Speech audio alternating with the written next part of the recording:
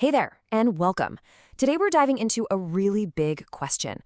How do we move through our world, whether it's a crowded potluck or just our own quiet hallway, with a real sense of safety and confidence? The answers might be a lot simpler than you think. Okay, so this sounds like the setup for a really weird joke, right?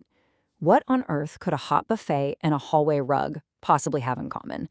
I mean, one is a source of pure joy, and the other is just, well, a rug. But believe it or not, there's a fascinating link between them. And here's the punchline. They are both pieces of the exact same puzzle. They're just everyday situations where a little bit of awareness can totally change the outcome. And listen, this isn't about being afraid. It's about empowerment. It's about really, truly mastering your own environment. So let's start with that potluck. We've all been there, right? A beautiful spread of food. It all looks so tempting. But lurking just under the surface of all that deliciousness is a little bit of science that is absolutely crucial to understand. Let me introduce you to the danger zone. It's this temperature sweet spot for bacteria, right between 40 and 140 degrees Fahrenheit. You can think of it as the perfect party climate for germs. And when they party, they multiply. I mean, they can literally double their numbers in just 20 minutes. No way. And that is exactly why buffets can be a hidden hazard. You've got all this food sitting out, sometimes for hours. And if it's not kept at the right temperature, it can slip right into that danger zone before anyone even notices. Thankfully, there's a super simple and brilliant way to fight back. Clean, separate, cook, and chill. It's like a mantra for food safety. It just means you start with clean hands, you keep your raw foods away from your cooked ones, make sure everything's cooked all the way through, and then get those leftovers in the fridge as fast as you can. At any buffet, it really all comes down to one thing: temperature control. The goal is super simple. Hot foods have to stay hot, we're talking above 140 degrees, and the cold foods, they've got to stay cold, below 40 degrees. So keep an eye out for those chafing dishes and bowls of ice. They're your best friends. So here's your new mental checklist for the next time you're standing in that line. Is the hot food actually steaming? Is the cold food sitting on ice? And maybe the most important question of all, how long has this stuff been sitting out? If it's more than 2 hours, that's a bit of a red flag.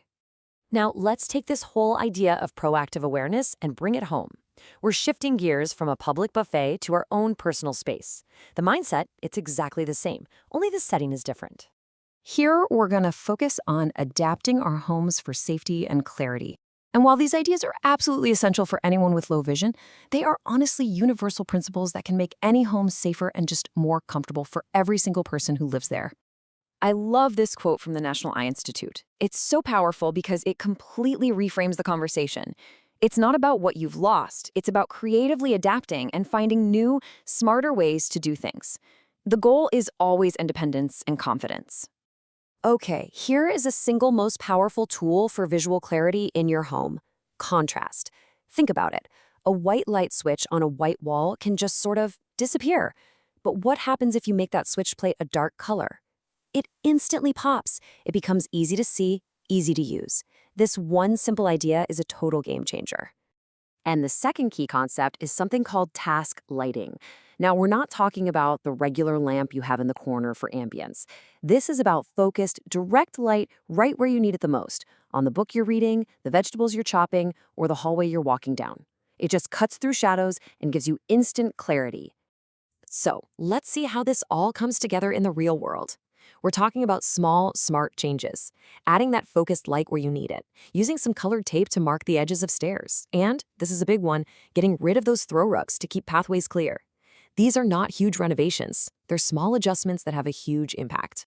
So, from the buffet line all the way back to your own hallway, the common thread is becoming pretty clear, isn't it?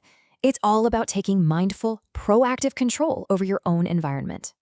It really all boils down to a simple 3-part mindset. Check the temperature, clear your path, control the light, food, obstacles, and illumination. If you can master these 3 simple things, it can have a massive impact on your daily life. And that's really the core message here. Look, life is always going to have potential risks, from bacteria to throw rugs. The point isn't to hide from them. The point is to build the awareness and the skills to manage our environment with confidence, so we can be free to engage with the world on our own terms. So I'll leave you with this one last thought. Based on everything we've just talked about, What's one small change, just one, you can make today to take a little more ownership of your space and your safety? Just think about it. Thanks for tuning in.